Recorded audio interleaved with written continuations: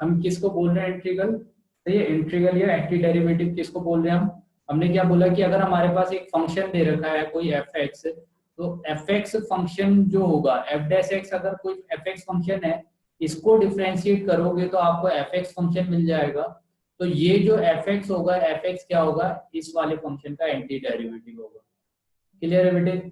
ठीक है। जैसे हमने क्या लिया, मान लीजिए आपके पास कोई एक फंक्शन है एफ एक्स, तो एफ एक्स इक्वल टू आपने एक फंक्शन ले लिया 3x²।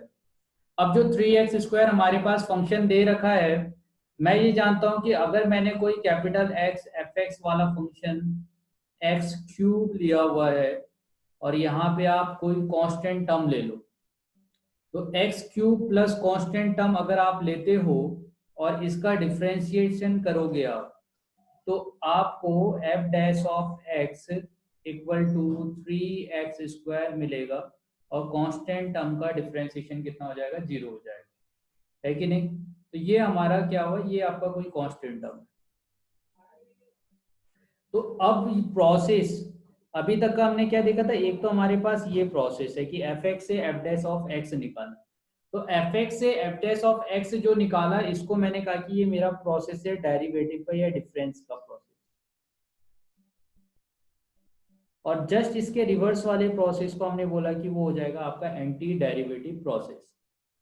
इसी को हम इंटीग्रल बोल रहे हैं।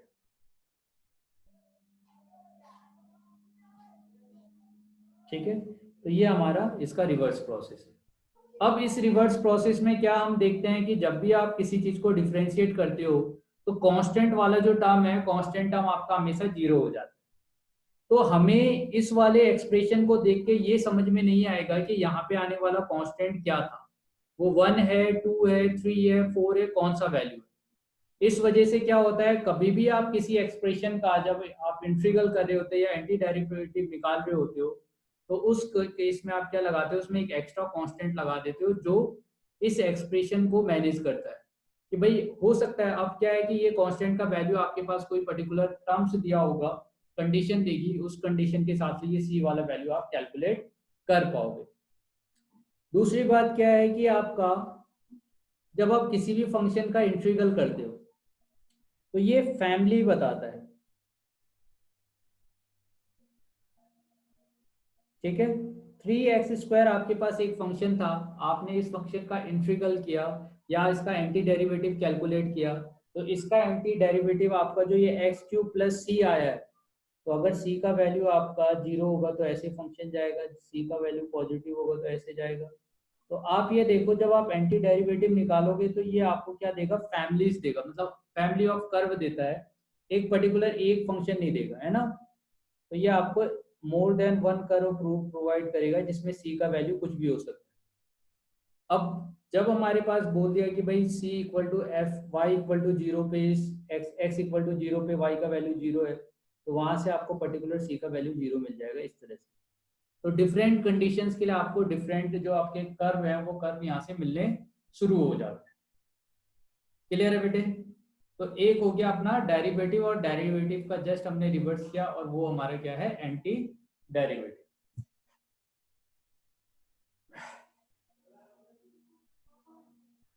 यहाँ पे आप एक थ्योरम सीखते हो कि एलएम, इसको आप बोलोगे second corollary cos LMVT।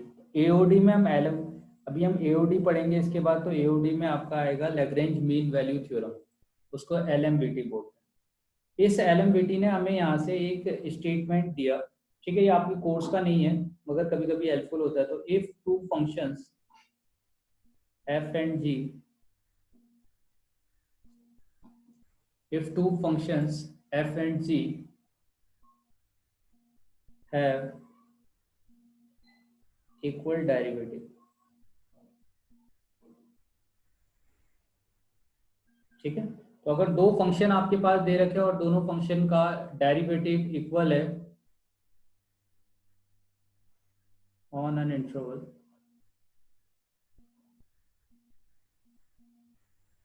then they differ by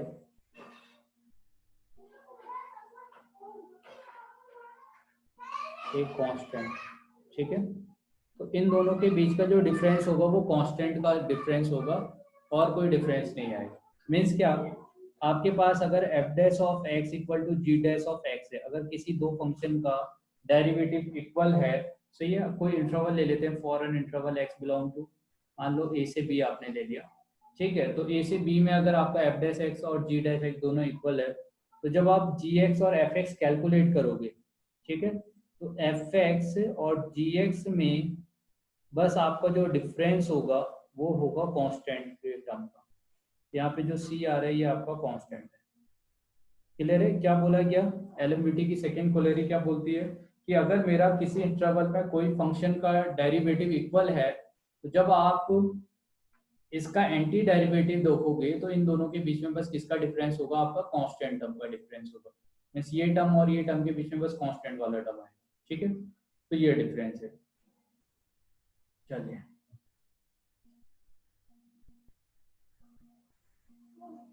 मान लीजिए कि आपके पास एक एफ एक्स फंक्शन दे रखा है 1/1 + x², ठीक है।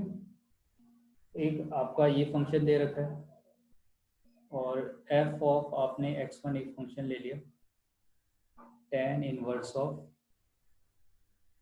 f1, आप ऐसे f of x1 1 tan inverse of x1, ठीक है। f2 ऑफ x, ठीक है, sorry, f1 of x f2 of x, ये हम ले रहे हैं minus of cot inverse of x, ठीक है। तो अब आप ये देखो, जब मैं इस वाले फंक्शन का डिफरेंशिएशन करूंगा एफ डैश ऑफ एक्स का, तो मुझे 1/1 + x1² मिलता है, या आपने x लिया है तो ये x² देगा। सिमिलरली सेकंड जो आपका फंक्शन है एफ डैश ऑफ एक्स, इसका अगर मैं डिफरेंशिएशन करूंगा तो ये -1/1 + x² देगा। तो आप क्या देख रहे हो कि ये दोनों ही जो फंक्शन है, दोनों का डिफरेंशिएशन सेम है कि नहीं, है ना। तो आपका tan इनवर्स ऑफ x लो या cot इनवर्स ऑफ x, दोनों ही फंक्शन का डिफरेंशिएशन सेम है। तो अगर इसका डिफरेंशिएशन सेम होगा, तो ये दोनों फंक्शन के बीच में जो डिफरेंस है f1 of x minus of f2 of x, तो ये कांस्टेंट का ही दोनों के बीच में डिफरेंस होगा। Means tan inverse of x minus of cot inverse of x, ये आपको tan inverse of x plus क्या देता है? cot inverse of x। तो ये वाला वैल्यू क्या हो जाएगा आपका? π/2, ठीक है। तो आप क्या देख रहे हो कि अगर आपके पास कोई फंक्शन है जिसका आप डेरिवेटिव चेक करो, तो डेरिवेटिव अगर दोनों इक्वल होता है, तो इसके फंक्शन के बीच में जो डिफरेंस है वो किसका डिफरेंस होगा? आपका कांस्टेंट टर्म का डिफरेंस होगा, ठीक है। तो ये हो, तो ये आपका एलएमवीटी का सेकंड क्वालिटी है। नेक्स्ट हम बात करने जा रहे हैं इनडेफिनेट इंटीग्रल, ठीक है। तो इनडेफिनेट इंटीग्रल की क्या डेफिनेशन लेंगे हम? ये आपका एंटी डेरिवेटिव भी है, मैं आपको एंटी डेरिवेटिव भी बता रहा हूँ। अगर इसको लिखने का तरीका चेंज हो जाता है कि it is the set of all anti derivative, वहां पे एक ही था, यहाँ पे आपके जितने भी डेरिवेटिव होंगे उन सबको आप कंसीडर करोगे, इसीलिए इनडेफिनिट आया। मतलब एक आपका फिक्स नहीं है कि क्या आएगा, ठीक है। जब वो फिक्स हो जाएगा तो उसको हम डेफिनेट इंटीग्रल बोलेंगे। यही डिफरेंस है इनडेफिनेट में और डेफिनेट में। डेफिनेट इनडेफिनेट में आपके जो यहाँ पे देख रहे हो ना, शुरू में आपके पास ये सभी कर्व आ रहे, तो ये फैमिली ऑफ कर्व सब इंक्लूडेड होंगे इसके अंदर। तो एक पर्टिकुलर कर्व के बारे में हम बात नहीं कर रहे, इसलिए हमने इनडेफिनेट बोला, ठीक है। और यहाँ पे क्या होगा, जब आप डेफिनेट की बात करोगे तो वहां पे आपका एक पर्टिकुलर टर्म्स के बारे में आप बात करोगे, ठीक है। तो ये दोनों के बीच में डिफरेंस है। तो इनडेफिनेट को प्रीमिटिव भी बोलते हैं, प्रीमिटिव, ऑफ एफ एक्स, ये डिफरेंट इसके नाम है। इसके लिए हम इस तरह का सिंबल यूज करेंगे एफ एक्स डी एक्स, और इसको हम कैसे लिखते हैं एफ एक्स प्लस सी। ठीक है, यहाँ पे इसका इंटीग्रल कर रहे हैं, ये इंटीग्रल का सिंबल है, इसको इंटीग्रैंड बोलते हैं। ठीक है, ये अपना कांस्टेंट हो गया।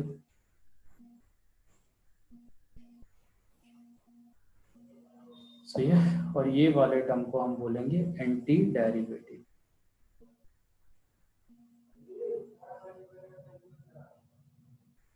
इस पूरे प्रोसेस को जब आपने एफ एक्स से डी एक्स किया तो आपको एफ एक्स मिला, एंटी डेरिवेटिव मिला, उसके साथ कुछ ना कुछ कांस्टेंट टर्म मिलेगा। सही है, तो अब कुछ क्या है हमारे पास बेसिक टर्म्स है, उसका हम पहले एंटी डेरिवेटिव देख रहे हैं कि क्या होगा। तो उसके लिए सबसे पहले आपके पास जो बेसिक डेरिवेटिव से डिफरेंशिएशन थे वो हम चेक करें। जैसे आपने क्या किया था, d by d x of l N of x किया, तो एल एन ऑफ एक्स का डिफरेंशिएशन आपको क्या पता है कि क्या होगा, वन बाई एक्स होगा। ठीक है, और इसकी जब हम डोमेन की बात करते हैं तो डोमेन यहाँ पे क्या आता है, एक्स बिलोंग टू, देखो है ना, तो एल एन ऑफ एक्स है तो एक्स तो हमेशा पॉजिटिव ही होगा, तो आर पॉजिटिव, इसमें जीरो नहीं होगा, तो जब आप आर पॉजिटिव लिखते हैं तो उसमें वैसे भी जीरो नहीं होता। तो अब आपका ये हो गया, ठीक है ना। तो अब क्या कर रहे हो, आपने इस वाले फंक्शन का डी बाई डी एक्स था समथिंग इस तरह से, तो अब इसका इंटीग्रल किया। तो जब आप इंटीग्रल करते हो ना, integral is the reverse process या एंटी डेरिवेटिव होता है, तो इसका जस्ट रिवर्स प्रोसेस है ये। सही है ना, तो इसका जस्ट रिवर्स प्रोसेस है। और आप क्या कर रहे हो, आपने यहाँ पे देखो डी बाई डी एक्स किया, इस तरह से किया। अब dx करने का मतलब क्या होता है, आप dx के रिस्पेक्ट में डिफ्रेंशिएट कर रहे हो। तो अब यहाँ आने वाले टर्म को, ये जो टर्म आ रहा था, इस टर्म को ना आप कैसे लिखते हो, derivative of l N of x, और ये हो गया one by x of d x. ठीक है, इसमें और इस वाले टर्म में क्या डिफरेंस है, इस वाले में क्या है कि आपने ln का डिफरेंशिएशन किया विथ रिस्पेक्ट टू x। ठीक है, यहाँ पे क्या किया है आपने, ln ऑफ x में थोड़ा सा चेंज किया, बस ln x में चेंज किया। अभी यहाँ पे किसी के रिस्पेक्ट में चेंज नहीं हुआ है। तो ये है डेरिवेटिव, ये है उसका इंटीग्रल।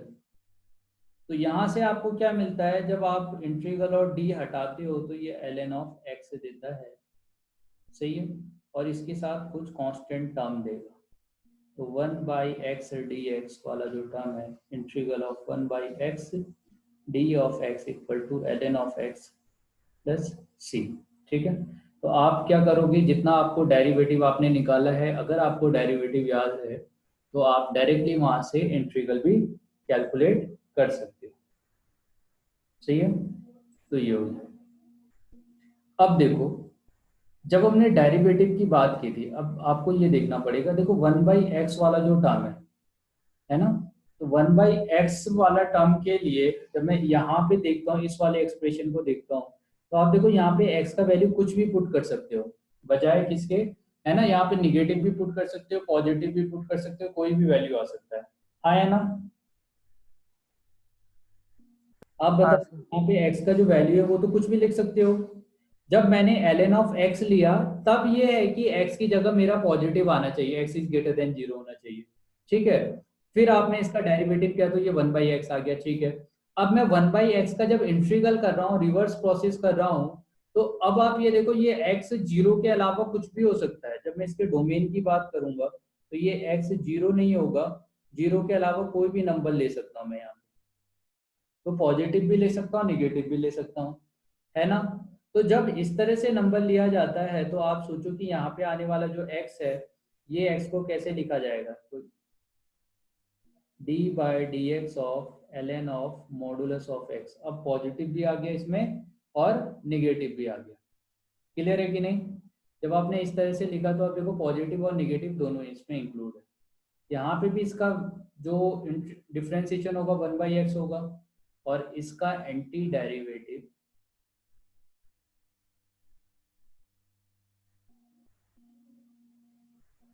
क्या होगा, क्लियर है? तो आप जब इंटीग्रल करोगे 1/x dx करोगे तो आपको क्या मिलेगा, ln of modulus of x plus C. समझ में आ रहा है? देखो मैं क्या सिखाना चाह रहा था, जब आपने D by d x of ln of x किया तो आपने इसे 1/x लिखा। अब इसका डोमेन और इसका डोमेन, दोनों का डोमेन अलग अलग है। इसका डोमेन है आपका r पॉजिटिव, मगर जब आप इसका इंटीग्रल करोगे तो इसका डोमेन होगा r माइनस ऑफ जीरो। ये निगेटिव भी हो सकता है, ठीक है, ये निगेटिव भी हो सकता है, मगर ln में यहाँ पे माइनस साइन नहीं आता। सही है? तो इसका मतलब मैं इसको डायरेक्टली ऐसे तो नहीं लिख सकता, यहाँ पे कुछ और है ये, या यहाँ पे कुछ और है, तो ये तो इसका जस्ट एंटी डेरिवेटिव हो नहीं सकता क्योंकि दोनों का डोमेन सेम नहीं है। और हमसे क्या बोला गया ऊपर डेफिनेशन में कि भाई आप जो भी इंटीग्रल निकालोगे या एंटी डेरिवेटिव निकालोगे तो दोनों का जो डोमेन होगा वो सेम होगा।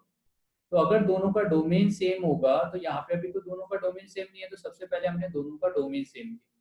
उसके लिए d by d x of ln of modulus of x equal to, ठीक है, ये लिखा, यानी 1/x डी एक्स का जो आपका इंटीग्रल होगा वो क्या होगा, ln of modulus of x plus सी।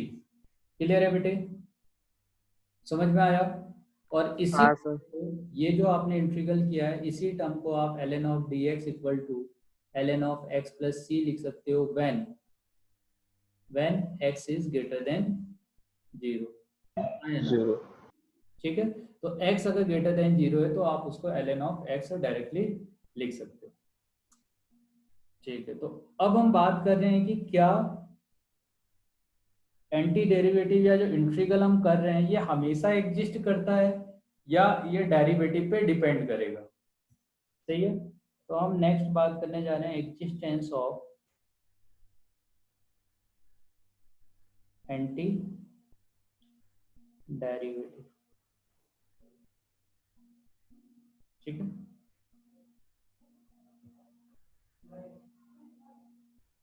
चलिए एक एग्जांपल ले लेते हैं। तो y equal to s g n of x function ले लिया for x belong to minus of 1 to 1। ठीक है, ये हमने फंक्शन ले लिया। तो हमारे पास जो फंक्शन है F x equal to, function आ गया आपका minus of 1 when x is less than zero, zero when x equal to zero, और when x is greater than zero के लिए 1 हो जाएगा। ठीक है, ठीक। अब आप ये देखो, मान लो मैंने क्या है ना, minus of x plus c one ले लिया। अब देखो माइनस ऑफ एक्स का डिफ्रेंसिएशन करोगे माइनस वन ही देगा, आया ना? और सी वन कोई कांस्टेंट है वो जीरो हो जाएगा फाइनली। तो एक फंक्शन लिया तो ये हो गया आपका सेकंड आपका, आपने x प्लस सी टू ले लिया, फिर x is greater than zero. ठीक है, और जीरो का करोगे तो जीरो का डिफ्रेंसिएशन जीरो ही होता है भाई, तो इंटीग्रल भी जीरो का जीरो ही होने वाला है। ठीक है, अब जो यहाँ पे जीरो आ रहा है, देखो यहाँ पे जीरो आ रहा है, तो यहाँ आने वाला जो वैल्यू होगा वो क्या होगा, ये 1 2 3 4 5 6 ऐसे कोई भी नंबर ले सकते हैं क्या? इन सभी का डिफ्रेंसिएशन क्या है, सबका डिफरेंस जीरो है सर। ठीक है, तो अब ये जो जीरो आ रहा है इसके लिए आप कोई एंटी डेरिवेटिव ले सकते हो क्या? वो कोई कांस्टेंट देगा मगर उस कांस्टेंट के बारे में हमें कुछ पता नहीं है, हाँ या ना? हाँ सर। चलिए ठीक है, तो ये हो गया। तो वो आपका कोई कांस्टेंट होगा, कोई भी आप कांस्टेंट ले लो। अब मैं क्या देख रहा हूं, मान लो इसका एफ डैश ऑफ एक्स अगर आप करते हो, सही है, तो इसका अगर आपने एफ डैश ऑफ एक्स किया तो अब आपको क्या मिलेगा, और आप ये देखो कि जब आप सिग्नम फंक्शन लोगे तो सिग्नम फंक्शन का ग्राफ इस तरह से जाता है, और हम क्या जानते हैं कि सिग्नम फंक्शन जीरो पे कंटिन्यूस नहीं है, लिमिट एग्जिस्ट नहीं करी तो x इक्वल टू जीरो पे इसका डेरिवेटिव भी एग्जिस्ट नहीं करेगा।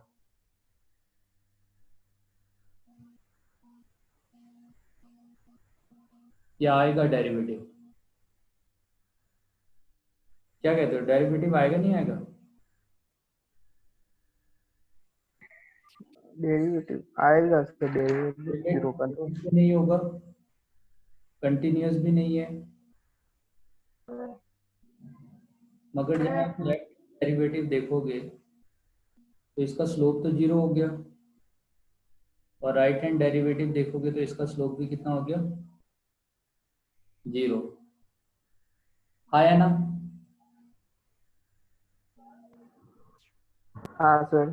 हाँ सर। ठीक है, तो अगर इसका लेफ्ट हैंड डेरिवेटिव भी जीरो है, राइट हैंड डेरिवेटिव भी जीरो है, सही है ना, तो आप ये देखो कि इस पॉइंट पे at x equal to zero पे फंक्शन का डेरिवेटिव एग्जिस्ट करेगा। तो ये इस चीज का एग्जांपल है कि अगर मेरा फंक्शन कंटिन्यूअस नहीं है तभी भी डेरिवेटिव कहीं पे एग्जिस्ट कर सकता है। आया ना? ठीक है, अब आप ये देखो, मैं एक कॉन्स्टेंट यहाँ से एक कंटिन्यूअस फंक्शन ले रहा हूँ, मैंने एक कंटिन्यूअस फंक्शन ले लिया। अब इस कंटिन्यूअस फंक्शन में मैं चाहता हूँ कि ये वाला जो फंक्शन है ना, ये x इक्वल टू जीरो पे भी कंटिन्यूअस हो। तो x इक्वल टू जीरो पे कंटिन्यूअस होने के लिए, सही है ना, तो आप क्या कर रहे हो कि यहाँ से लेफ्ट हैंड साइड से और राइट हैंड साइड से जब आओगे तो ये दोनों ही वैल्यू सेम होना चाहिए। क्या कहते हो? आया ना? लेफ्ट हैंड, अगर मेरा फंक्शन कंटिन्यूअस है तो left hand limit equal to right hand limit होनी चाहिए कि नहीं? और यहाँ पे डायरेक्टली मैं जीरो पुट करूंगा तो ये मुझे C1 देगा, और यहाँ पे डायरेक्टली जीरो पुट करूंगा तो ये मुझे C2 देगा। तो इसका मतलब मेरा C1 और C2 समथिंग ये दोनों क्या होना चाहिए, इक्वल होना चाहिए। तो मैंने क्या किया, यहाँ से एक फंक्शन लिया जो कंटिन्यूअस है, और वो क्या है, minus x plus see when x is less than zero. ठीक है, और आपका C वैल्यू देगा कब, जब आपका x इक्वल टू जीरो होगा। तो चाहिए, क्योंकि फंक्शन अगर कंटिन्यूअस होगा तो एफ एक्स इक्वल टू या f of zero equal to limit of x tend to zero और एफ एक्स होता है। तो यहाँ पे एफ जीरो का वैल्यू मुझे कैसे मिल गया, आप एक्स प्लस सी लिख सकते हो और इसमें आप इक्वल टू इंक्लूड कर सकते हो। तो मैंने एक कंटिन्यूअस फंक्शन लिया है यहाँ पे। अब इस कंटिन्यूअस फंक्शन का मैं डेरिवेटिव या एंटी डेरिवेटिव डेरिवेटिव कैलकुलेट कर रहा हूँ। तो जब मैंने इसका डेरिवेटिव कैलकुलेट किया तो मुझे एफ डैश ऑफ एक्स मिला। ठीक है, एफ डैश ऑफ एक्स मिला तो इसने मुझे माइनस ऑफ वन दिया when x is less than zero. आया ना? ठीक है, और यहाँ से मुझे क्या देगा, वन देगा when x is greater than zero. Clear है? इस वाले फंक्शन का अगर मेरे पास F x equal to minus of x plus C है या फिर हाँ सर। लेस देन जीरो, और एक हमने क्या लिया, x plus c where x is greater than equal to zero. तो अभी मेरा जो फंक्शन है वो कंटिन्यूअस है, देखो, और इस फंक्शन का मैं डेरिवेटिव कैलकुलेट कर रहा हूँ। तो इस फंक्शन का जब मैं डेरिवेटिव कैलकुलेट करूंगा तो ये मुझे माइनस ऑफ वन देगा when x is less than zero, और वन देगा when x is greater than equal to zero. ठीक है, तो यहाँ से मुझे क्या, एफ डैश जीरो का वैल्यू तो मिल रहा है, तो एफ डैश ऑफ जीरो जब मैं कैलकुलेट करूंगा तो वो left hand derivative is not equal to right hand derivative आएगा। आया ना? क्या कहते हो, ऐसा होगा कि नहीं? हाँ सर। तो अगर left hand right hand derivative दोनों इक्वल नहीं है तो मैं क्या कहूंगा कि भाई मेरा जो डेरिवेटिव है वो जीरो पे एग्जिस्ट नहीं करता है। सही है, तो इसको हम क्या बोलते हैं कि f x, derivative of f x. ठीक,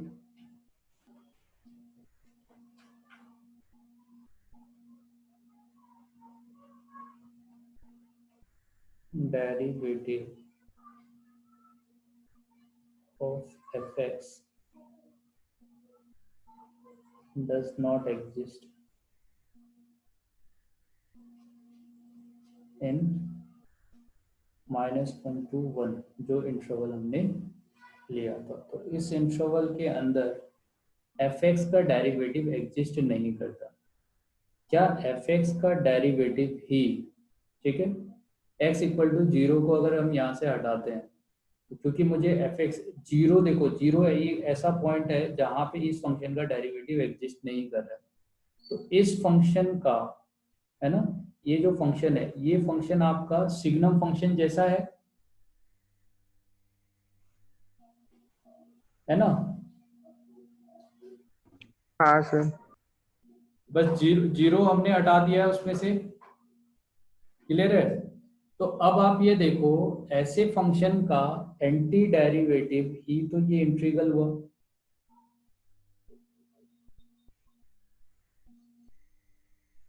है ना। तो एफ डैश ऑफ एक्स ही तो आपका सिग्नल था, और इसका एंटी डेरिवेटिव तो यही है, और इसी को तो मैंने इंटीग्रल बोला। तो मैं क्या कह सकता हूं कि इसका जो इंटीग्रल होगा वो जीरो पे एग्जिस्ट करेगा, जहां पे मेरा फंक्शन डिफरेंशिएबल नहीं है।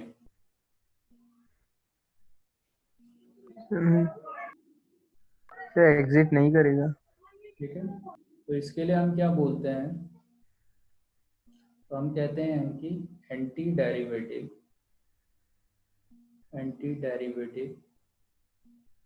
Of f x does not exist for y equal to signum of x in -1 to 1। ठीक है, तो कुल मिला के ये कहना है कि अगर आपके पास कोई फंक्शन दे रखा है, सही है, सही है, तो अगर उसका वो डेरिवेटिव, उसका डिफरेंशिएशन किसी पर्टिकुलर पॉइंट पे या डेरिवेटिव एग्जिस्ट नहीं करता, तो उसका इंटीग्रल भी उस पॉइंट पे एग्जिस्ट नहीं करेगा। एक एग्जांपल मैं आपको देता हूँ, अभी रिसेंटली, मतलब या हाई लेवल में वैसे पूछा गया, 1/x लिया गया, dx लिया गया, और ये -1 से 1 लिया, देखो, ठीक है, -1 से 1 लिया है, 1/x डी एक्स लिया। जब आप 1/x का -1 से 1 के बीच में ग्राफ ड्रॉ करोगे, सही है, तो वैसे तो ये ln ऑफ x देगा, सही है। तो अब देखो 1/x का ग्राफ जनरली कैसे जा रहा होगा, ऐसे करके जा रहा होगा, स्क्वायर ले लो, सॉरी स्क्वायर, 1/x स्क्वायर, ऐसे करके ग्राफ जाएगा 1/x स्क्वायर का। तो x इक्वल टू हाँ पे क्या मेरा फंक्शन जो एक्स स्क्वायर ये वाला है ना, x इक्वल टू 0 पे, तो x इक्वल टू 0 पे मैं कह सकता हूँ कि ये डिफाइन होगा, क्या ये डिफाइन है? नहीं है सर। नहीं है ना। तो अगर इस वाले पॉइंट पे ये डिफाइन नहीं है, तो क्या मैं इसका इंटीग्रल कैलकुलेट कर सकता हूँ? तो इसका इंटीग्रल हम कैलकुलेट, नहीं सर। तो इसके लिए हम क्या लिखते हैं, नॉट डिफाइन। क्लियर है बेटे? क्या लिखा जाता है, अगर किसी पर्टिकुलर पॉइंट पे, जो जैसे -1 से 1 के बीच में जीरो आ गया, जीरो पे अगर इसका डेरिवेटिव एग्जिस्ट नहीं करता या मेरा फंक्शन नॉट डिफाइन है, तो उस पॉइंट पे उसका इंटीग्रल भी हम डिफाइन नहीं कर सकते। ठीक है, हाँ सर। ठीक है, तो ये बात आप हमेशा याद रखना कि भाई किस वाले पॉइंट पे, या आप देखो ना जीरो पे आप ln ऑफ x निकालोगे तो x जो आता है, या आप इसको सॉल्व करोगे, सॉरी, मान लो आपने इसको सॉल्व किया और इसको सॉल्व करोगे, तो ये -1/x देगा जब आप इसका इंटीग्रल करोगे, तो यहाँ पे आप जीरो पुट करोगे तभी भी ये जीरो क्या हो गया, अनडिफाइंड देगा, आया नहीं। ठीक है, अब कैसे आता है वो मैं भी दिखाऊंगा। इसका इंटीग्रल आपका -1/x आता है, आपने x की जगह जीरो पुट किया, तो ये अनडिफाइंड हो जाएगा कि नहीं, सही है। तो अगर कोई पॉइंट आपने जो भी इंटीग्रल लिया है, उस इंटीग्रल के बीच में अगर मेरा कोई भी पॉइंट ऐसा है जहां पे मेरा फंक्शन अनडिफाइंड दे रहा है, इसका मतलब उस इंटरवल के लिए इंटीग्रल या एंटी डेरिवेटिव पॉसिबल नहीं है या नॉट डिफाइंड है, सही है। क्या ये बात क्लियर हो गई? हाँ सर। चलिए, अब आ जाते हैं हमारे बेसिक जो फॉर्मूले हैं।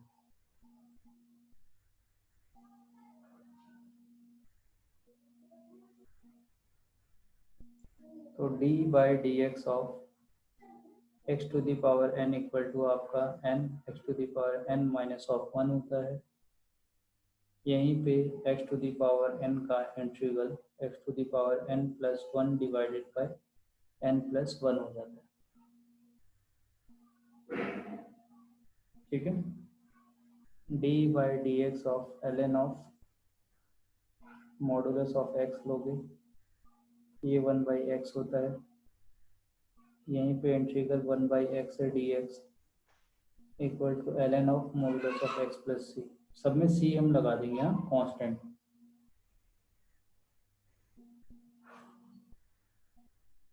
D by d x of तीन फंक्शन हमने पढ़े थे, 1 by root over a square minus x square, sorry, d by d x of sine inverse of x, ये 1 by root over 1 minus x square देगा, तो integral of 1 by root over 1 minus x square का जो integral है वो sine inverse of x plus c d by d x of cos भी से भी रहता है, cos inverse of x 1 by root over 1 minus x square minus sine आ जाएगा।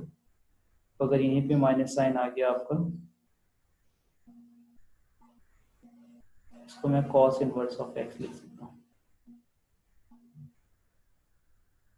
D by d x of ten inverse of x है, तो ये 1 बाय 1 प्लस एक्स स्क्वायर होगा, तो integral 1 by 1 plus x square d x, सब में D x भी लगा देना, डी एक्स ऑफ इतना, ये टेन इनवर्स ऑफ एक्स देगा plus c d by d x of, अब ये लिख दिया तो सेक के लिए ले रहे हैं हम, सेक के लिए 1 by modulus of x root over modulus of x का whole square minus 1 by modulus of x root over modulus x, या एफ का एक्स स्क्वायर डायरेक्टली लिख सकते हो, ये आपको sec inverse of x plus c दे देगा। ठीक है, तो ये बेसिक आपके इनवर्स के फॉर्मूले हुए। उसके बाद ट्रिग्नोमेट्री से रिलेटेड फॉर्मूले, D by d x of sine x आप लेते हो तो आपको कॉस एक्स मिलता है, इसका मतलब इंटीग्रल ऑफ कॉस एक्स लोगे तो इसका जस्ट रिवर्स मिलेगा, साइन एक्स मिल जाएगा। D by d x of cos x equal to minus of sine x होता है। ठीक है, तो माइनस ऑफ साइन एक्स या आप साइन एक्स का लोगे, एक्चुअली क्या है इसमें थोड़ा कंफ्यूजन भी होता है बच्चों को, तो जब आप साइन एक्स का इंटीग्रल लोगे तो आपको यहाँ से माइनस ऑफ कॉस एक्स मिलता है। ठीक है, सी लगाना मत भूलना, सब में आप सी लगाना, क्योंकि सी लगा अगर नहीं लगाओगे ना तभी भी आपका ना बोर्ड में आधे नंबर कट जाएंगे। तो d by d x of ten x, तो ये सेक स्क्वायर एक्स होता है, तो यहाँ पे सेक स्क्वायर एक्स का डी एक्स इक्वल टू आपको टेन एक्स मिलेगा। D by d x of sec x, तो ये आपको सेक एक्स टेन एक्स देता है, इसका मतलब इंटीग्रल ऑफ सेक एक्स और tan x D x equal to आपको सेक एक्स मिलेगा। D by d x of cot x equal to minus of cosec square x, तो integral of cosec square x D x equal to minus of cot x, अभी भी जिसमें यहाँ पे सी है ना, तो ये हो गया। और आपका नेक्स्ट आपका d by d x of cot हो गया कोसेक, तो cosec x equal to minus of cosec x cot x, तो integral of cosec x cot x D x equal to minus of cosec x. अब देखो आपने जो integral लिखा है ना, बेसिक इंटीग्रल में कहीं पे भी आपने सेक एक्स का इंटीग्रल नहीं देगा, यहाँ पे सेक स्क्वायर का इंटीग्रल है, मगर sec x का आपने नहीं निकाला, वो अलग से हमें निकालना पड़ेगा। cosec x का इंटीग्रल आपने यहाँ पे नहीं देखा है, वो भी आप cosec का अलग से कैलकुलेट करते हो। ठीक है, सही है, यहाँ तक का समझ में आ गया आप लोगों को बेसिक? ये बेसिक कुछ इंटीग्रल है जो आपको याद, हाँ sir. x to the power n, x to the power n plus 1 by n plus 1, 1 by x का ln of modulus of x, 1 by root over 1 minus x square का sine inverse, minus आएगा तो cos हो जाएगा, 1 plus x square हुआ तो tan inverse, ये है तो sec इनवर्स। तो पहले आपको ये जो बेसिक फॉर्मूले हैं वो फॉर्मूले आपको याद होने चाहिए। ठीक है, अब जैसे डिफरेंशिएशन में कुछ बेसिक रूल थे, वैसे ही यहाँ पे भी कुछ बेसिक रूल है। क्या कि अगर आपने किसी कांस्टेंट के साथ कोई फंक्शन दे रखा है और इसका इंटीग्रल कर रहे हो, तो आप कांस्टेंट टर्म को बाहर निकाल के बस फंक्शन का इंटीग्रल कर सकते हो। अगर आपके पास कोई दो फंक्शन का एडिशन और सब्ट्रैक्शन दे रखा है, तो इन दोनों फंक्शन को आप सेपरेट करके इंटीग्रल कर सकते हो। एफ एक्स का integral plus integral of g x और डी एक्स। ठीक है, तो ये चीज होगी। तो यहाँ तक आपको समझ में आ गया, ये आपके बेसिक इंटीग्रल है। तो चलिए अब हम धीरे धीरे करके इंटीग्रल का आगे यूज भी करते हैं। अब मान लीजिए कि अगर आपके पास कोई फंक्शन दे रखा है, जैसे आपने साइन ऑफ एक्स लिया था, तो साइन ऑफ एक्स का जब आपने इंटीग्रल किया, ठीक है, तो इसने तो आपको क्या दे दिया, साइन एक्स का माइनस ऑफ कॉस एक्स देगा क्या? हाँ सर। ठीक है, अब आप ये देखो कि अगर आपके पास तो मैं ये जानता हूँ कि cos x का इंटीग्रल माइनस साइन एक्स होगा। तो अगर आपके पास साइन ऑफ ए एक्स दे रखा है, इसका डिफ्रेंसिएशन और D by d x of sine x, ठीक है, तो दोनों में क्या डिफरेंस है? जब आप इसका डिफ्रेंसिएशन करते हो तो आपको cos ऑफ ए एक्स तो मिलता ही है और इसके साथ एक एक्स्ट्रा ए भी मिलेगा, हाँ या ना? ठीक है, तो ये हो गया। तो अब क्या है, इस वाले फंक्शन को जो ऊपर आपको दे रखा है, इसको आप कैसे लिखते हो? 1 by A D of sine of a x और इतना इक्वल टू क्या हो जाएगा, cos of a x into D x. इसी का जब आप इंटीग्रल करते हो तो 1 बाई ए तो बाहर आ जाएगा, integral of d of sine of a x equal to integral of cos of a x D x. तो अभी क्या है, इंटीग्रल और ये दोनों अपोजिट प्रोसेस है, तो ये तो कैंसिल आउट हो जाएगा। तो 1 बाई ए आया, साइन ऑफ ए एक्स आया, इतना इक्वल टू क्या हो गया, integral of cos of a x और इंटू डी एक्स। तो क्या है, जब आपने डिफरेंशिएशन किया था तो डिफरेंशिएशन में यहाँ पे जो भी कांस्टेंट आता है वो चेन रूल में यहाँ पे मल्टीप्लाई हो जाता है न्यूमरेटर में। मगर अगर आपके पास आप कोई भी एक्सप्रेशन का इंटीग्रल कर रहे हो और x का कोई कोफिशिएंट है, तो वो कोफिशिएंट आपका कहाँ आएगा, डिनोमिनेटर में। क्लियर है? आपने जितने भी फॉर्मूले पढ़े हैं, हाँ सर। फॉर्मूले में x का अगर कोई भी कोफिशिएंट आता है तो वो आपका एक्स्ट्रा डिनोमिनेटर में 1 बाय समथिंग करके लिखा जाएगा। ठीक है, तो जितने फॉर्मूले अभी आपने पढ़ रखे हैं, इस फॉर्मूले में ये cos ऑफ ए एक्स हो जाएगा तो यहाँ पे 1 बाई ए आ गया, साइन ऑफ ए एक्स होगा तो यहाँ पे 1 बाई ए आएगा, यहाँ पे ए एक्स हुआ तो 1 बाई ए एक्स हुआ तो 1 बाई, इस तरह से आते जाएगा। समझ में आ रहा है? तो x का जो भी कोफिशिएंट आएगा वो डिनोमिनेटर में इसके साथ लिखा जाएगा। हाँ ये कुछ हमारे बेसिक रूल है, सही है। तो अब हम धीरे धीरे करके यहाँ से इंटीग्रल करना शुरू करते हैं।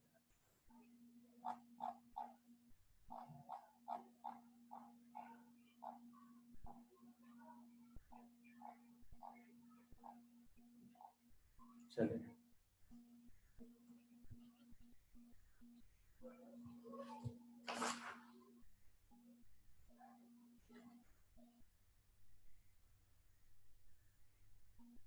तो टाइप 1 टाइप का जो इंटीग्रल है आपके पास,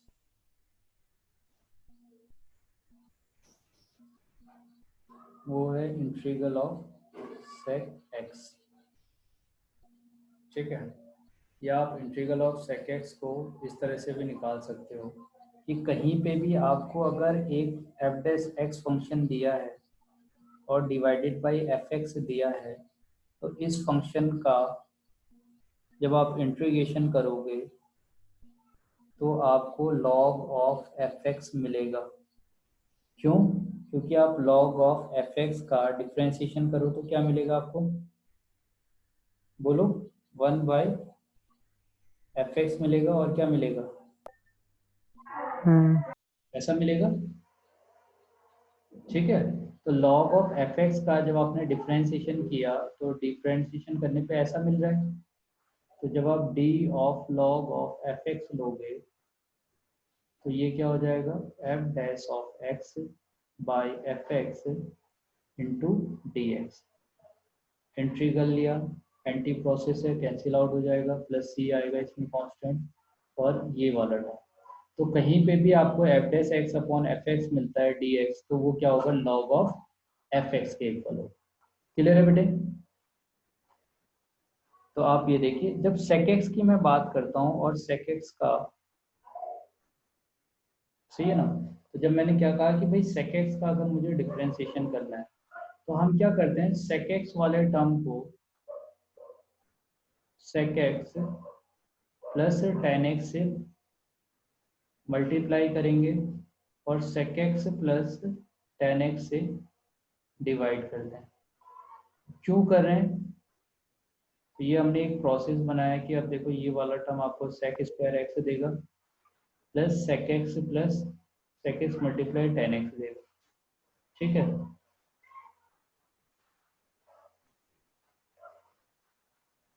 सेक एक्स प्लस टेन एक्स। अच्छा, अब मुझे ये बताओ कि sec x plus tan x का अगर मैं डिफरेंशिएशन करता हूँ d by d of sec x plus tan x, तो मुझे क्या मिलेगा, सेक एक्स का डिफरेंशिएशन क्या होता है, सेक एक्स और sec x 10x 10x क्या होगा, sec square x। जैसे ये क्या है,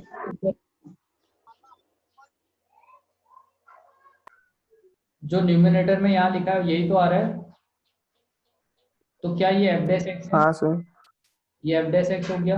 और अगर मैं इसको एफ एक्स बोल दूं हम्म, तो मैं इसका इंटीग्रल करूंगा तो डायरेक्टली मुझे क्या मिलेगा, लॉग ऑफ, बोलो,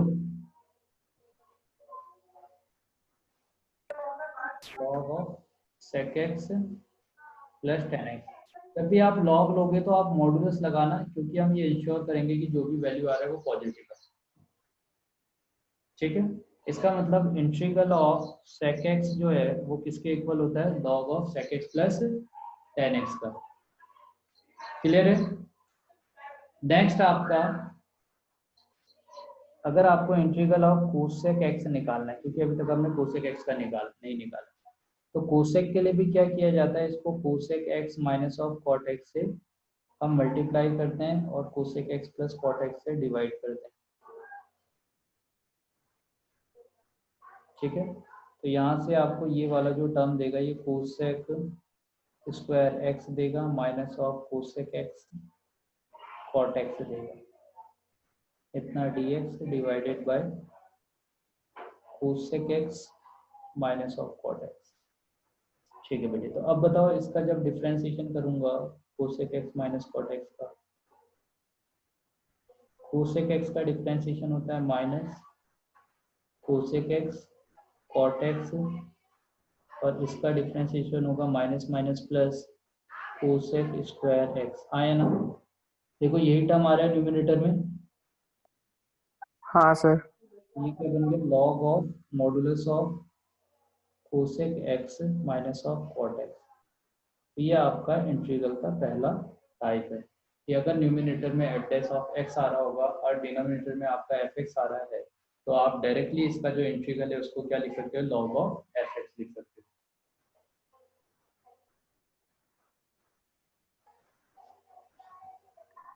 आया ना? मतलब बेस तो ई होगा ना, ln ऑफ ई। हाँ, बेस वही है एल एन ई। जब तक का आपको बेस चेंज हाँ सर। किया जाएगा तब तक का आपका बेस एल एन ही रहेगा। ठीक है, यहाँ तक का समझ में आ गया? अब कहीं पे भी हाँ सर। आपका ये वाला जो टर्म है ये अगर, हाँ सर। तो अब देखो इसको मैं ऐसे भी कर सकता हूँ कि अगर आपसे कोई क्वाड्रेटिक टर्म बोला 3x² प्लस 5x प्लस 6 है, ठीक है, ऊपर आने वाला जो टर्म है वो आपका 6x प्लस 5 है, तो आपको क्या दिख रहा है कि इस वाले टर्म का डेरिवेटिव है ना ऊपर वाला,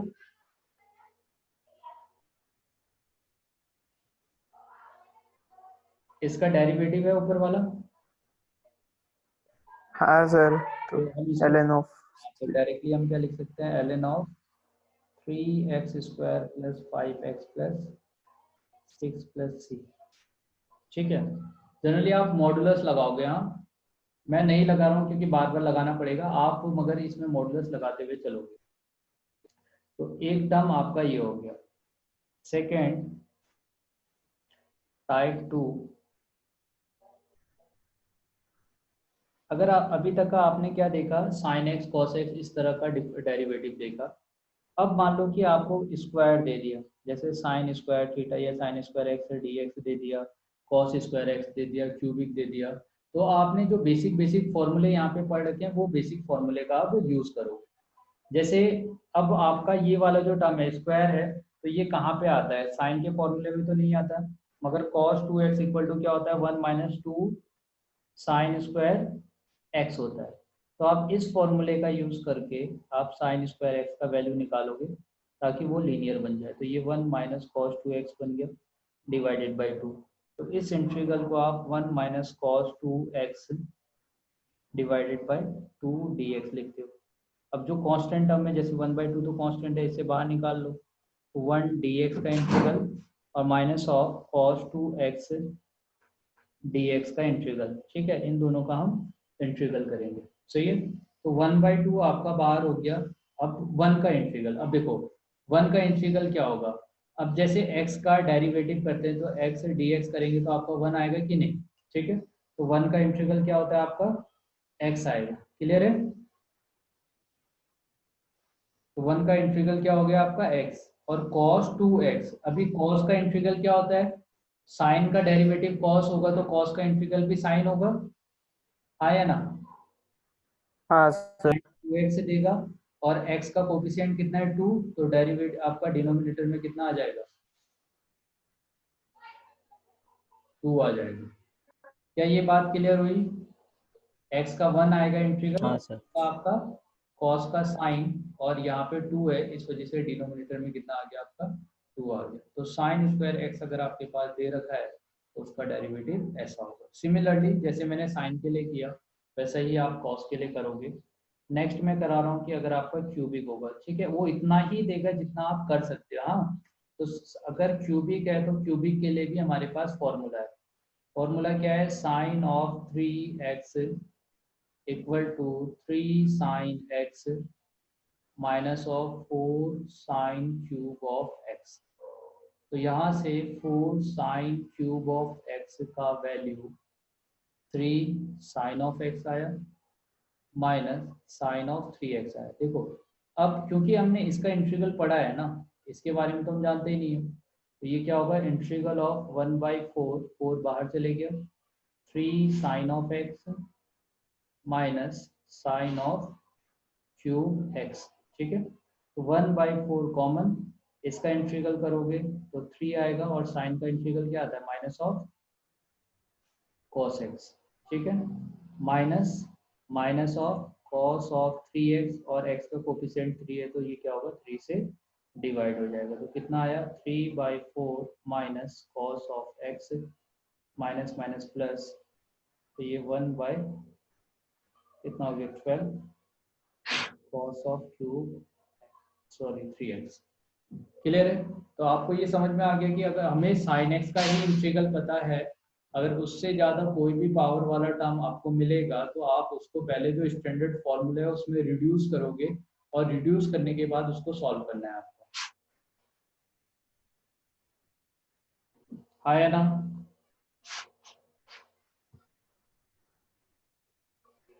हो गया बेटे। तो टाइप 2, हाँ सर। टाइप हाँ 2 सर। क्लियर है सभी को। हाँ। चलिए, तो अभी क्या है, हाँ सर। हाँ अब क्या है, कई बार जैसे आपने इसको सॉल्व किया, इसी तरह से कई बार क्या होगा, आप चीजों को फैक्टराइज करके भी सॉल्व कर पाओगे। तो अभी मैं बेसिक बेसिक इंटीग्रल ले रहा हूँ जिसमें आपको एक्स्ट्रा कुछ नहीं करना है। सही है, अब जैसे मान लो आपके पास डी एक्स डिवाइडेड बाय √3 दिया है, साइन एक्स दिया है, प्लस कॉस एक्स दिया। अच्छा, अभी तो आपको समझ में आ रहा होगा इसमें करना क्या चाहिए हमको, हाँ सर। क्या करें, डिनोमिनेटर में कुछ करना सर है पहले तो सर वो 2 से डिवाइड और 2 से मल्टीप्लाई करके तो उससे साइन मल्टीप्लाई। एक्स में कर। हाँ, तो वैसे हम जानते हैं अगर मैं इसको 2 से डिवाइड करता हूँ 2 से मल्टीप्लाई करूंगा, तो मल्टीप्लाई वाला टर्म मैंने बाहर ले लिया, तो ये आपका √3/2 साइन ऑफ एक्स आएगा प्लस 1/2 कॉस ऑफ एक्स आएगा। पहले इसे एक सिंगल फंक्शन में आप कन्वर्ट करोगे, तो 1/2 dx डिवाइडेड बाय, इस वाले को अगर मैं कॉस लिखता हूँ तो कॉस कितना होगा, √3/2 कॉस 30 होगा क्या, कॉस 30 कितना होता है रूट। हाँ तो ये sign A cos B plus cos A sine B बन गया, यानी साइन एक्स प्लस 5/3 बनेगा, 5/6 बनेगा ना ये। और फाइनली आपका जो फॉर्मूला है वो क्या बन गया, कोसेक एक्स प्लस 5/6। अच्छा, इसका इंटीग्रल पता है अपने को, आया ना, कोसेक का देखा हमने, यहाँ पे देखा, देखो सॉरी, कोसेक कोसेक ये देखो, यहाँ पे कोसेक है, आया ना। तो अगर आपको कोसेक का इंटीग्रल पूछा है तो आपका कोसेक का क्या है, log of modulus of cosec minus of cot of x, आया ना। हाँ सर। ठीक है, अब मैं ना इसको आपको और आगे रिड्यूस करके दिखाता हूँ। देखो, लॉग ऑफ इस वाले टर्म को आप 1/sin x लिख सकते हो, और इसको आप क्या लिख सकते हो, cos x/sin x। ठीक है, तो ये हो जाएगा, और प्लस सी समथिंग। तो इस वाले टर्म को आप ऐसे भी लिख सकते हो, 1 minus cos x divided by sine x. अच्छा, 1 माइनस कॉस एक्स को कुछ लिखा जा सकता है, बोलो, 2 साइन स्क्वायर x/2। इसको क्या लिखा जा सकता है, 2 साइन x/2 और कॉस ऑफ x/2। ठीक है, तो फाइनली यहाँ से आपका 2 कैंसिल आउट हो गया, एक साइन कैंसिल आउट हो गया, तो यहाँ से log of tan of x/2 plus c. तो ये एक दूसरा फॉर्मूला है कोसेक के लिए, कि अगर आपके cosec of integral of cosec x दिया है तो लॉग ऑफ tan x/2 भी आप डायरेक्टली लिख सकते हो। ठीक है, समझ में आया, हाँ सर। चलो ठीक है, तो लगे हाथ हम इसको भी सॉल्व कर लेते हैं। तो sec x जो था, इसको log of 1/cos of x लिख सकते थे, और इसको हम sin x/cos x लिख सकते हैं, sin ऑफ x/cos x। ठीक है, हाँ, इसको हम क्या करें, sec x को log ऑफ इस वाले टर्म को हम देखो sin x/2 plus cos x/2 लिख सकते हैं, और नीचे वाले टर्म को क्योंकि cos x है तो cos को आप cos² x/2 minus of sin² x/2 लिख सकते हो, हाँ या ना।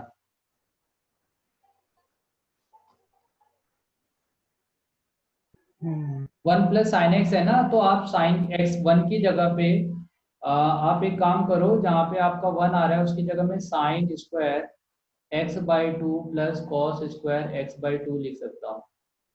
अगर इसमें मैंने sin x ऐड, हाँ सर। तो sin x ऐड कर दिया, तो sin x का मतलब है आपका 2 sin x/2 cos x/2, तो वो फॉर्मूला बन जाता है आपका sin x/2 plus cos x/2 whole square का।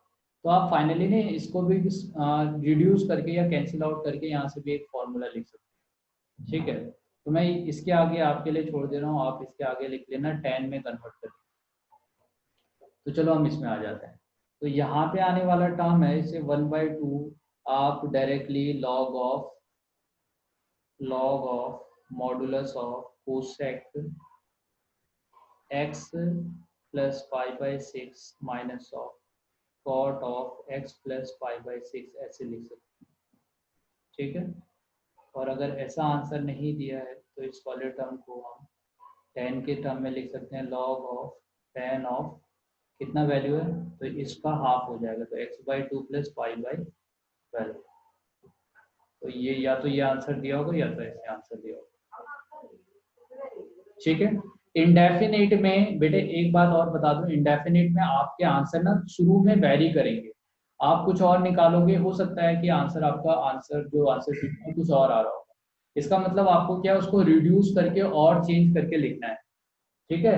अगर आपका आंसर हाँ सर। में नहीं है, इसका मतलब ये नहीं कि आपने प्रोसेस गलत किया है। इंटीग्रल में मैक्सिमम टाइम बच्चे प्रोसेस सही करते हैं मगर आंसर अलग अलग आ रहा होता है। तो आपको बस एक ही बात का ध्यान रखना है कि आपने अगर सही प्रोसीजर लगाया हुआ है तो आप उसको रिड्यूस करो जो आपके पास टर्म आ रहे हैं।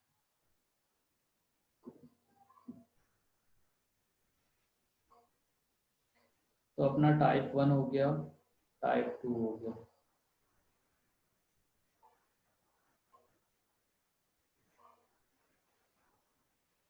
चलो कुछ और क्वेश्चन यहाँ से लेते हैं।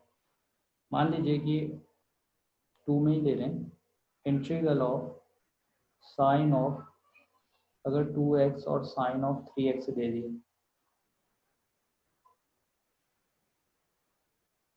क्या किया जाए?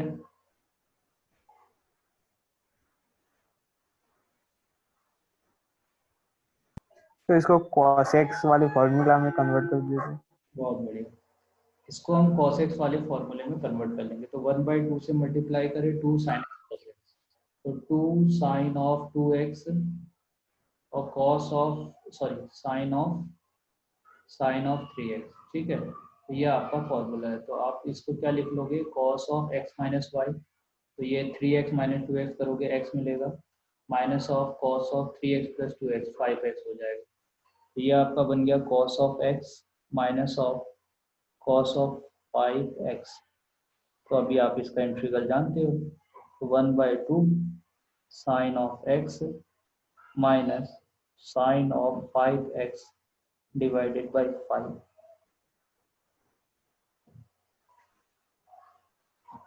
समझ में आ रहा है बेटे? हाँ सर। हाँ सर। चलिए, तो अब क्या है ना कि आपने जितना भी बेसिक, आप ये मान के चलो कि अब आपका ट्रिग्नोमेट्रिक जम के यूज होगा यहाँ पे। तो आपको अच्छी तरह से ट्रिग्नोमेट्रिक जो बेसिक बेसिक ट्रिग्नोमेट्रिक के फॉर्मूले हैं वो सब याद होने चाहिए ताकि आप यहाँ पे उसका यूज कर पाओ। ठीक है। हाँ सर। हाँ, एक बेसिक इंटीग्रल लेते हैं। मान लो आपके पास 2x प्लस 1 का होल स्क्वायर दे रखा है डिवाइडेड बाय आपका x क्यूब दे दिया। ठीक है। तो ऐसे जब आपको टर्म मिलेंगे तो आप सब टर्म को पहले एक्सपेंड करोगे और एक्सपेंड करने के बाद जाके इंटीग्रल करोगे। तो ये आपका 4x² देगा, 4x देगा प्लस 1 देगा डिवाइडेड बाई x क्यूब है। तो यहाँ से आपको 4/x मिला, सेकेंड टर्म आपको 4/x² मिलेगा, थर्ड टर्म आपको 1/x³ मिलेगा। अब आप जानते हो कि x की पावर n का integral x to the power n plus 1/n plus 1 होता है। तो खाली बस लॉग है ना। अब देखो x की पावर आपने -1 लिया तो ये x की power -1 plus 1 divided by -1 sir की, ये तो लॉग नहीं होगा। हाँ वही बोल रहा हूँ मैं, आगे देखो तो x की पावर 0 बाई आपका अनडिफाइन आता है। तो ये जो फॉर्मूला वैलिड है ये सबके लिए वैलिड है अगर n is not equal to -1, -1 के लिए ये वैलिड नहीं है। ठीक है। तो इसके लिए हम क्या लिखते हैं, ln of modulus of x plus 4/1/x² आपका -1/x देता है। अभी आप देख सकते हो कि x की पावर -2 है, इसका इंटीग्रल करोगे तो x की power -2 plus 1 by -2 plus 1, x की पावर -1 डिवाइडेड बाय -1, ये -1/x है। x -3 करोगे तो x की पावर -3 प्लस 1 बाय -3 प्लस 1 हो जाएगा, x की पावर -2 बाय -1/2 x, तो इसका इंटीग्रल हो गया। और इसका इंटीग्रल कितना है आपका ये -1/2 x स्क्वायर प्लस c। ठीक है, तो कभी भी आपको ऐसा कोई एक्सप्रेशन मिलेगा तो आप पहले एक्सपेंड करोगे, उसके बाद जाके आप कैलकुलेट करोगे। ठीक है, समझ में आ गया यहाँ तक का। सिमिलरली अब देखो कि आपके पास अगर x डिवाइडेड बाय 2 + 3x है, ठीक है, तो अभी आपका ये वाला जो टर्म आ रहा है डिनोमिनेटर में, अगर दोनों की पावर इक्वल है तो आप न्यूमिनेटर को डिनोमिनेटर की तरह बना सकते हो।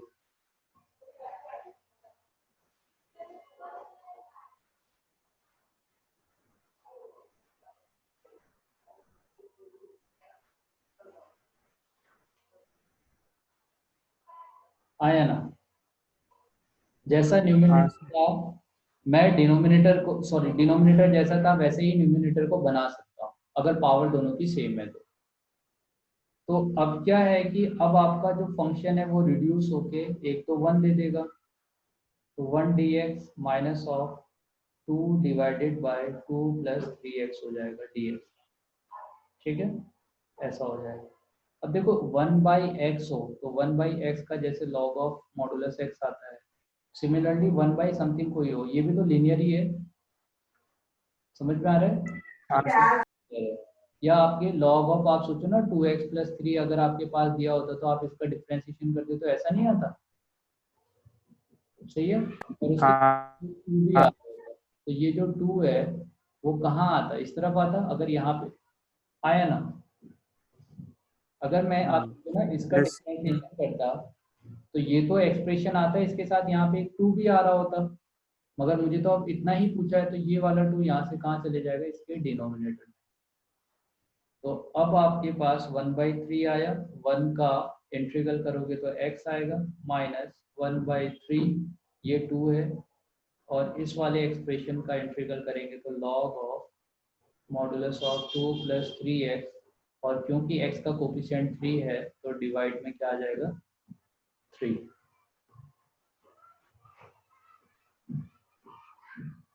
क्लियर है बेटे। हाँ सर। ठीक है, तो अभी हमने आज 2 टाइप के बारे में डिस्कस किया है। पहला टाइप है आपका कि अगर ऊपर f' आता है नीचे fx आता है तो आप डायरेक्टली आंख बंद करके log ऑफ fx लिख सकते हो। इसके टाइप में आपने 2 चीज पढ़ा, एक तो sec x के बारे में पढ़ा, दूसरा के बारे में पढ़ा।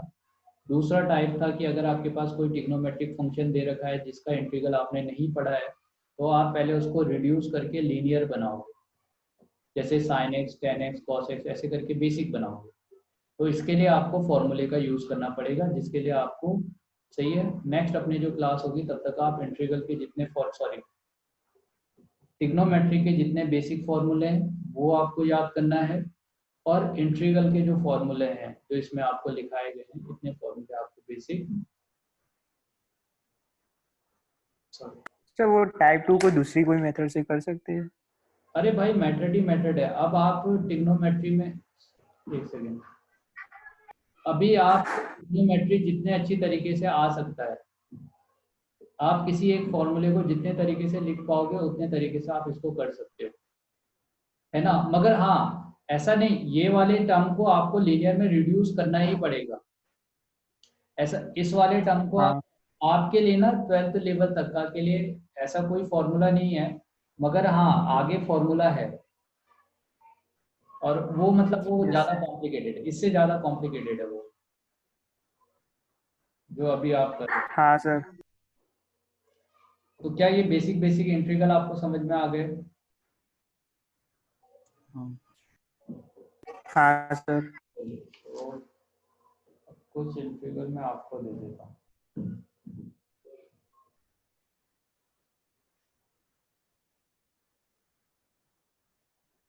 जैसे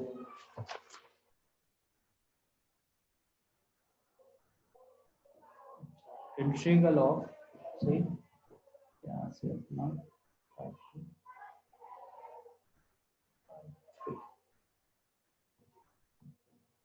इसको बोलेंगे हम इंटीग्रल ऑफ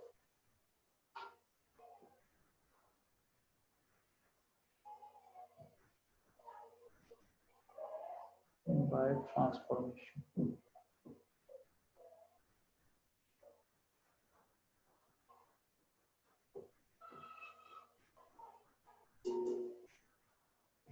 चलिए, तो अगर आपके पास x की power 6 minus 1 by x square plus 1 दिया है,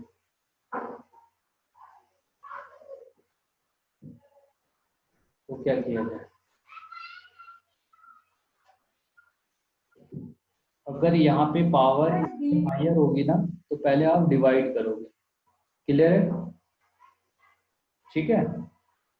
अगर आपकी पावर यहाँ पे ज़्यादा है, न्यूमिनेटर में आने वाला पावर ज़्यादा है, तो आप अलग अलग तरीके से, आप जैसे कंफर्टेबल सोचो डिवाइड करना। आप इस तरीके से भी कर सकते हो, मैं दूसरा मेथड भी बताऊंगा। मैं x की पावर क्या लिख सकता हूँ, 4 हो जाएगा, तो x की पावर 6 हो गया, प्लस x की पावर 4 हो गया, माइनस किया लॉन्ग डिवीजन मैट्रिक्स से, तो यहाँ पे आपका माइनस ऑफ x की पावर 4 आएगा और प्लस 1 आएगा। ठीक है।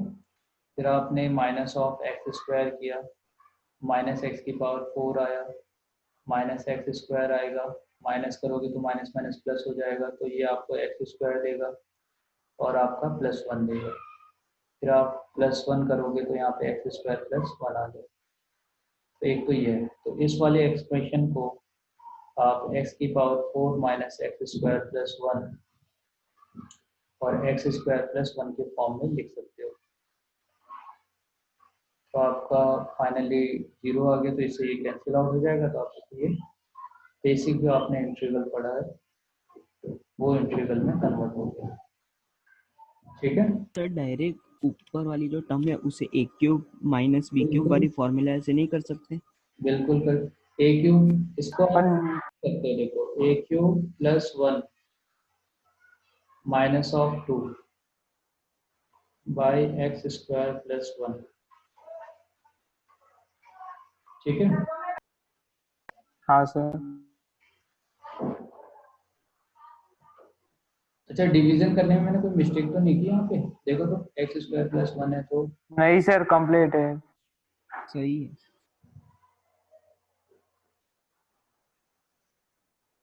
कंप्लीट है एक्स स्क्वायर। हाँ हाँ सर। चलो ठीक है। तो अच्छा, मैं इसको ऐसे भी लिख सकता हूँ क्या, जैसे लिखा है यहाँ पे, हाँ है ना? हाँ इसका तो प्लस 1 माइनस 1 कर दो। अच्छा, एक्स क्यूब प्लस 1 को एक्स, ये है ना ये वाला टर्म, तो इसको एक्स स्क्वायर का क्यूब प्लस 1 ऐसा लिखा जा सकता है, ए क्यूब प्लस, हाँ हाँ सर। इसको हम क्या लिख सकते हैं,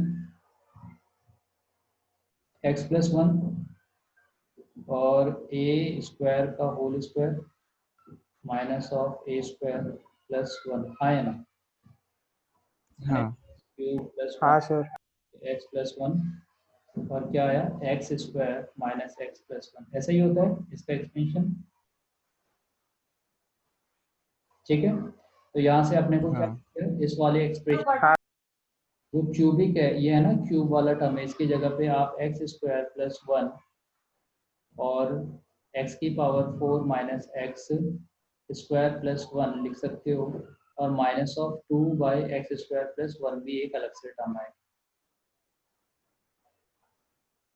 अब आप देखो इससे ये कैंसिल आउट हो गया, तो यहाँ पे x की पावर 4 आया, एक्स स्क्वायर आया प्लस 1 आया, minus of integral of 2 by x square plus 1 आया।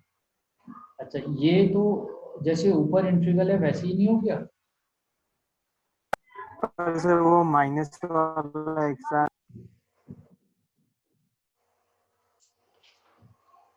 बताओ, ये तो ऊपर जैसे था वैसे ही हो गया, हाँ तो सर, वहां वो तो पे वैसे हो मिस्टेक है। गया। यहाँ पे हमने प्लस 1 ले लिया, सॉरी यहाँ पे मिस्टेक है, ये प्लस 1 ले लिया था माइनस की जगह पे, यहाँ माइनस है ना, हाँ हाँ तो यहाँ पे माइनस हो गया। तो माइनस, यहाँ पे माइनस, तो फाइनली आपका जो रिमाइंडर है वो -2 आ जाएगा। तो ऐसे ही बन जाएगा। तो आप जैसे ये है वैसे यहाँ पे भी कर सकते हो, x⁵ x³ by 3 plus of x -2, और ये क्या है tan inverse of x plus c। आया ना? क्या कहते हो गया? अब x³ वाला टर्म देख रहे हो आप, ये इसको आप एक तो डायरेक्टली भी कर सकते थे और फॉर्मूला अप्लाई करके भी आप सॉल्व कर सकते हो।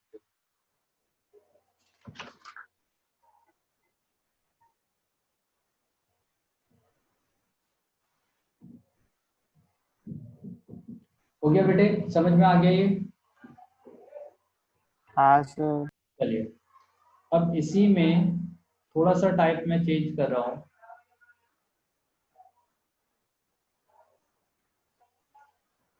x+1 dx दे रखा है रूट के अंदर, और बाहर है आपका x-1। क्लियर है? ठीक है। तो इस वाले टर्म को, जो आपके पास यहाँ पे टर्म दे रखा है, अब ये देखो, अब डायरेक्टली तो एक्सपेंड नहीं कर सकते, आया ना?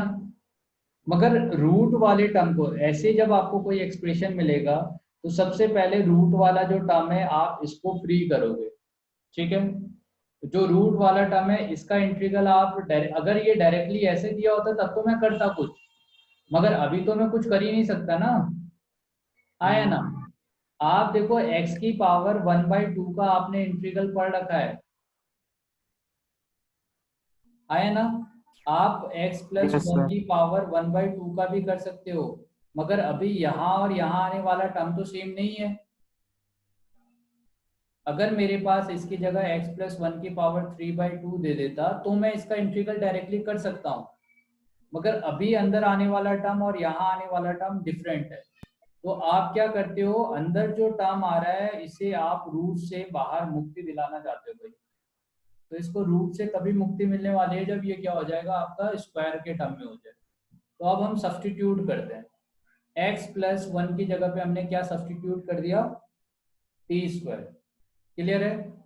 तो अब आप देखो, जब मैं इसको डिफरेंशिएट करूंगा तो dx का जो वैल्यू होगा वो क्या आएगा, 2t dt। क्लियर है बेटे? समझ में आया? हमने क्या किया, हाँ सर। रूट वाले टर्म को पहले आपका यहाँ से रूट हटाने के लिए इसको t² किया, और डी इसको डिफरेंशिएट करके पहले dx का वैल्यू निकाला t के टर्म में। अब आपको x का वैल्यू तो पता चल गया यहाँ से कि x इक्वल टू आपका t² -1 है, तो x माइनस ऑफ 1 क्या हो जाएगा, t² माइनस ऑफ 2।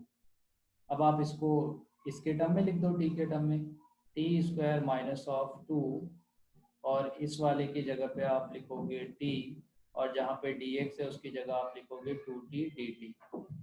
तो अब आपका जो टर्म है वो बाहर चले गया, t² से मल्टीप्लाई होगा t की पावर 4 मल्टीप्लाई 2t²।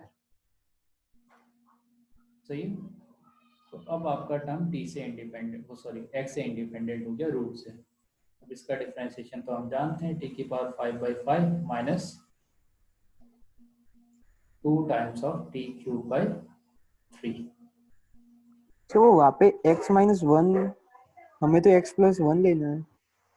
यहाँ पे x+1 है, इसकी जगह हमने t² ले लिया, फिर dx करके dx को रिप्लेस करने के लिए ये बना दिया।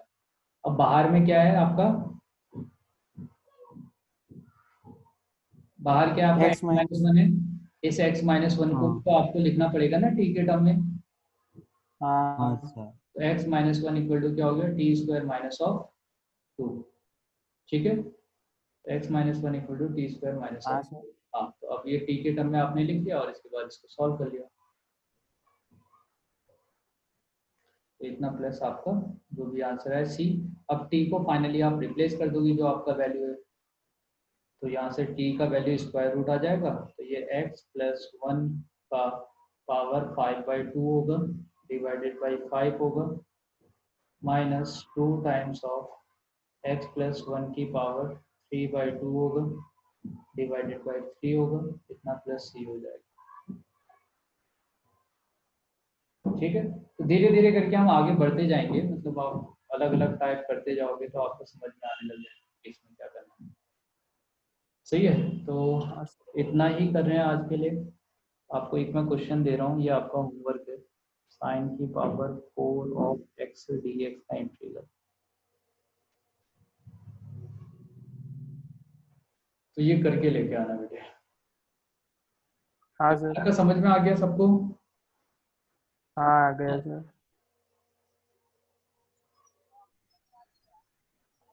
सर हाँ बोलो।